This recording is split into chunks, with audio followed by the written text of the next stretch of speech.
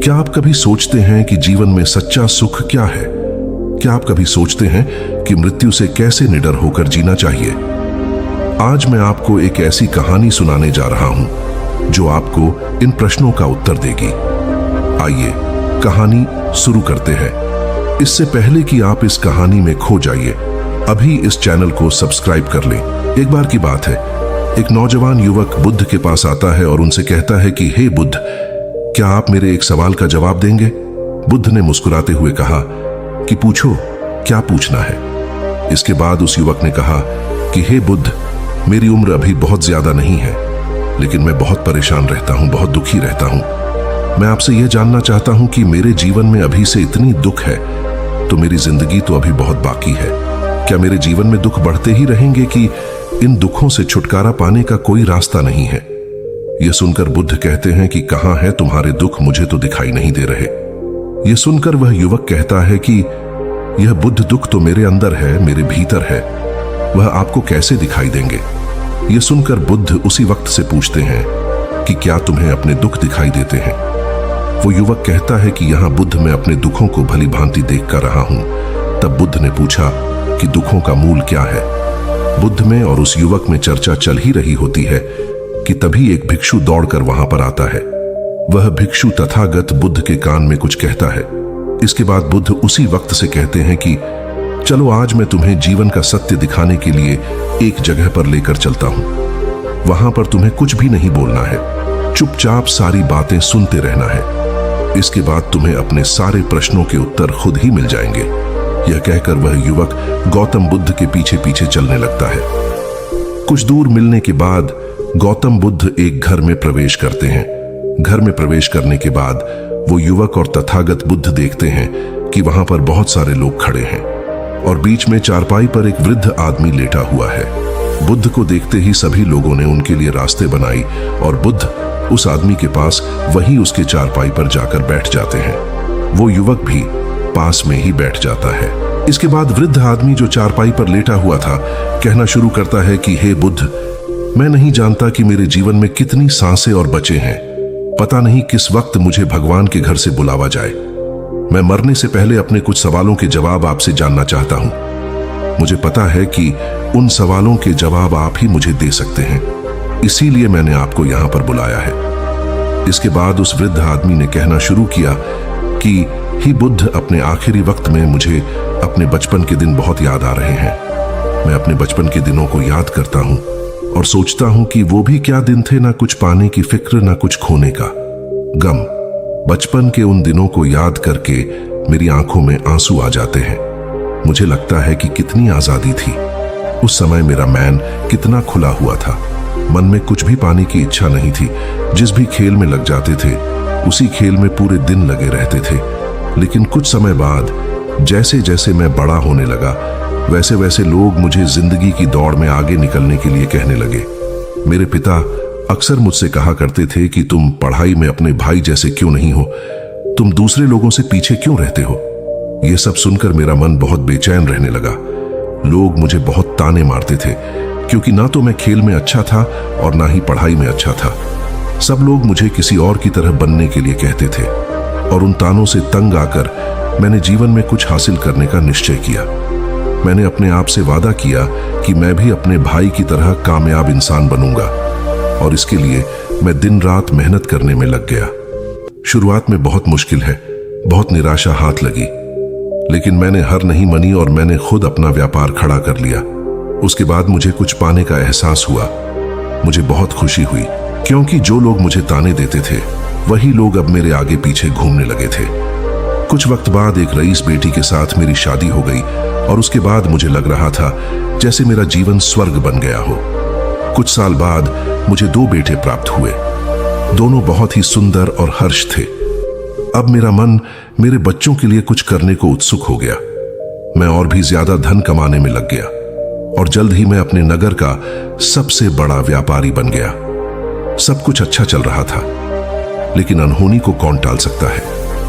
एक दिन अचानक मेरी पत्नी मुझे छोड़कर चल गई। इससे मुझे बहुत गहरा सदमा पहुंचा। मैं कई दिनों तक अपने घर से बाहर नहीं निकला। मेरे बेटे मुझे हिम्मत दे देते कि पिताजी माताजी तो नहीं रही और जो हो चुका वो वापस नहीं आ सकता। लेकिन हम दोनों भाई आपका हमेशा साथ देंगे, आपकी हमेशा सेवा करेंगे। आपको किसी बात की कोई चिंता करने की आवश्यकता नहीं है। और धीरे धीरे मैंने भी अपने मन को समझा लिया कि अब तो मुझे अपने प्रिया पत्नी के बिना ही जीना पड़ेगा। इसीलिए मैंने अपना मन अपने बेटों के साथ जोड़ लिया।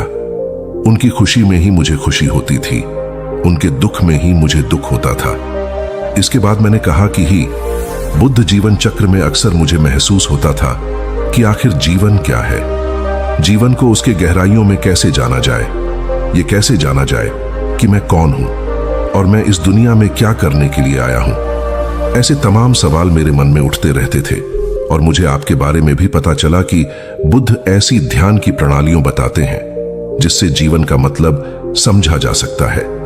लेकिन मैं हमेशा सोचता रहता था कि पहले मैं अपने जीवन से दुखों और परेशानियों को दूर कर देता हूं, उसके बाद ध्यान में मैं अपना पूरा मन लगाऊंगा।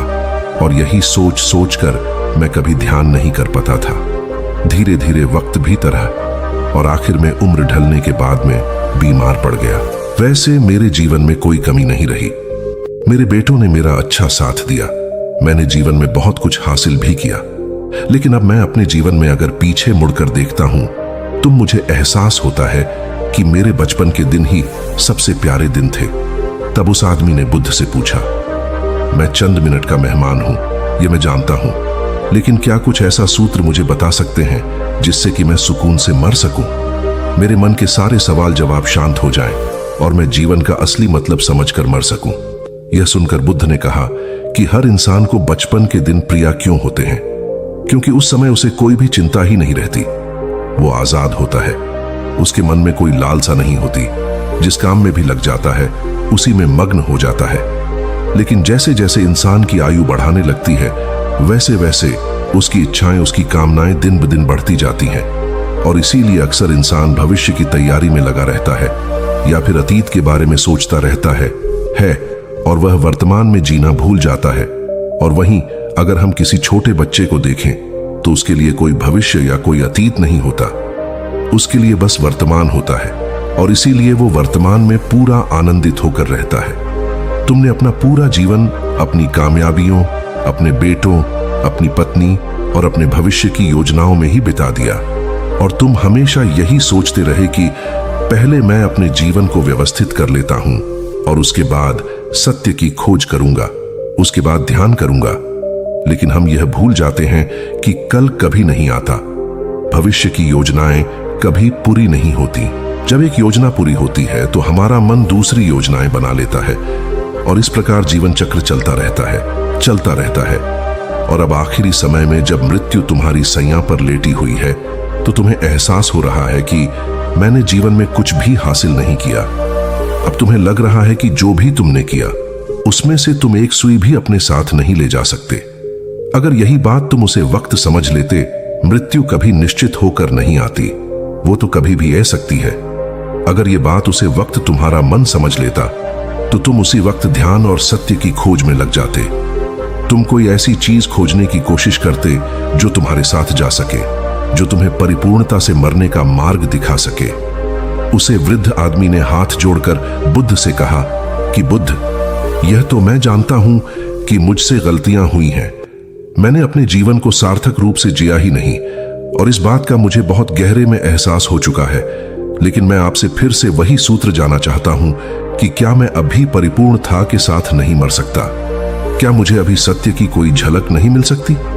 यह सुनकर बुद्ध ने उसे आदमी का बहुत सहलाते हुए कहा कि अब तो एक ही सूत्र समझने लायक रह जाता है और वो सूत्र ये है कि तुमने जीवन में जो कुछ भी पाया या जो कुछ भी खोया वो सब यहीं पर छोड़कर चले जाओ।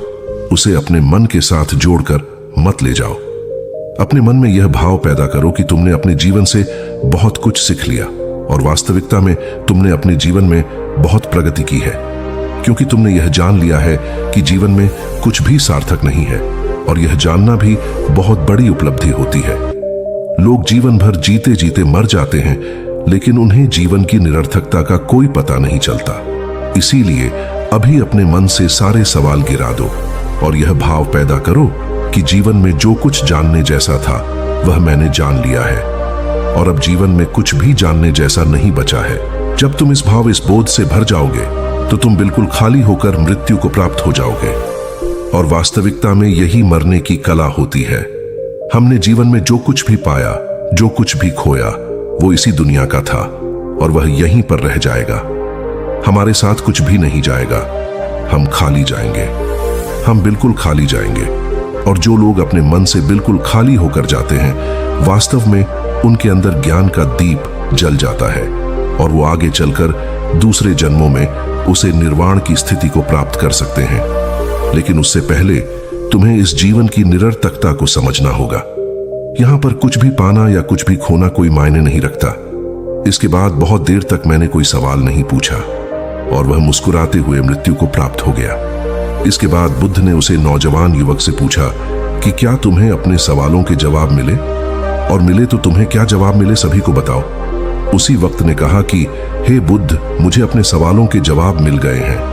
वृद्ध आदमी के जीवन चक्र से मैं समझ गया हूं कि जीवन में कुछ भी पाने जैसा नहीं होता। सुख हो या दुख हो, सब कुछ यहीं पीछे रह जाता है।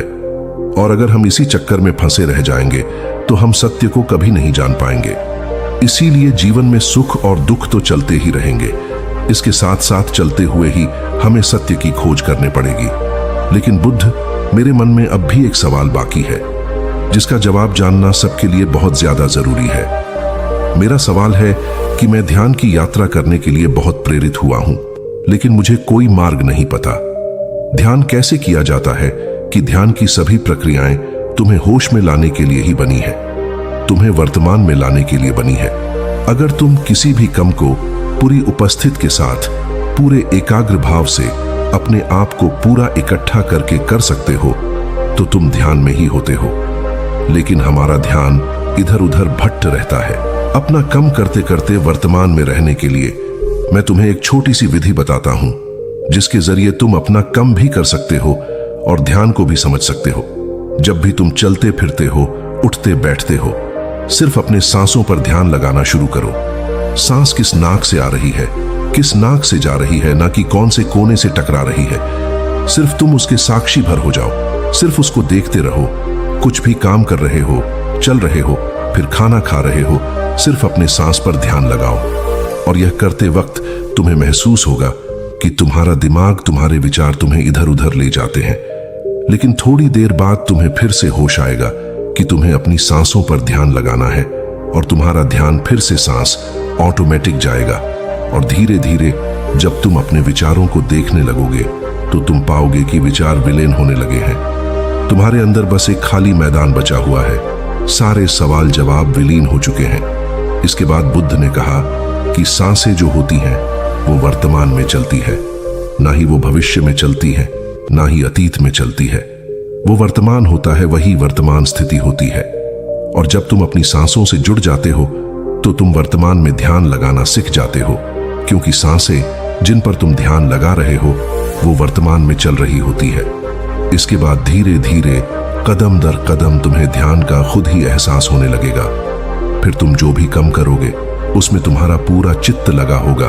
तो शुरुआत वहीं से करो जहां पर तुम हो, यहीं से अभी से अपनी सांसों को पकड़ना शुरू कर दो। तो दोस्तों, कैसी लगी आपको यह कहानी? कमेंट सेक्शन में जरूर बताना। और अच्छी लगी तो इस चैनल को सब्सक्राइब करना मत भूलना। तो मिलते हैं अगले कहानी में, तब तक के लिए अपना ख्याल रखें।